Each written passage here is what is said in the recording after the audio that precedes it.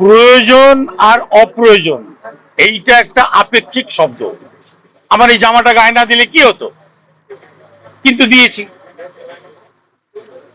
একটা জাতি তার ভাষা, তার সাহিত্য, তার সংস্কৃতি, সে নিয়ে তার পরিচিতি গড়ে ওঠে।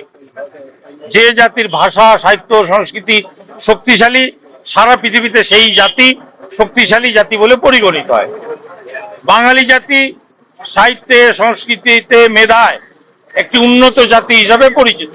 বাংলা ভাষা আন্তর্জাতিক স্বীকৃতি পেয়েছে, ধ্রুপদী ভাষার মর্যাদা পেয়েছে। ভারতবর্ষের বিভিন্ন প্রান্তে আমরা দেখেছি, জেনেছি যে অনেক রাজ্যের নিজস্ব ভাষা, নিজস্ব সঙ্গীত আছে, নিজস্ব পতাকা আছে, অনেক রাজ্যের আছে। সব রাজ্যের নেই, কিন্তু কোনো কোনো রাজ্যের আছে।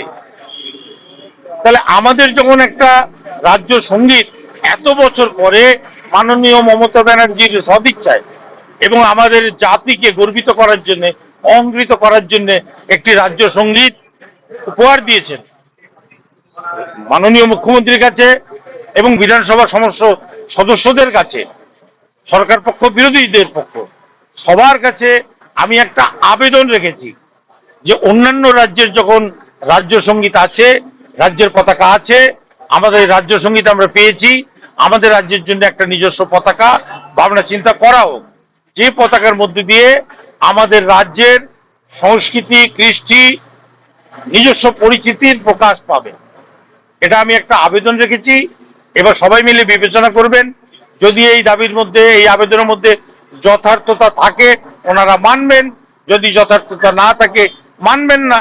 আমি আমার মনের কথাটাই বিধানসভাতে বলেছি। এটা হয়, যে ভাবনাটা আমার মধ্যে যদি হয়, তিনি সরকার পক্ষে হোক, বিরোধী পক্ষের হোক, যে হোক, যদি এই ভাবনাটা তার মধ্যে আসে তাহলে তাকে স্যালুট।